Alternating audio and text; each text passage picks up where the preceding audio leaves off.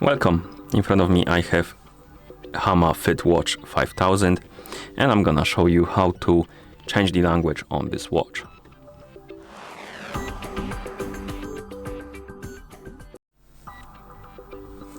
Before we start, if you want to change the language on your watch needs to be paired with a phone via the Hama FitMove application.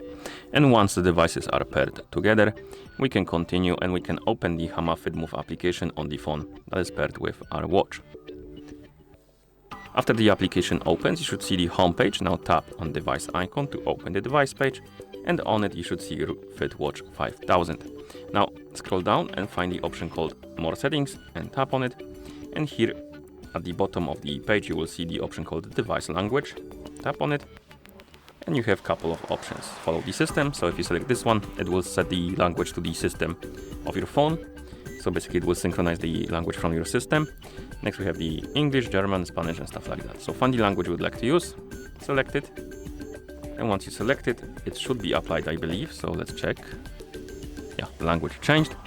And of course then you can tap on back button to go back, or you can close the application.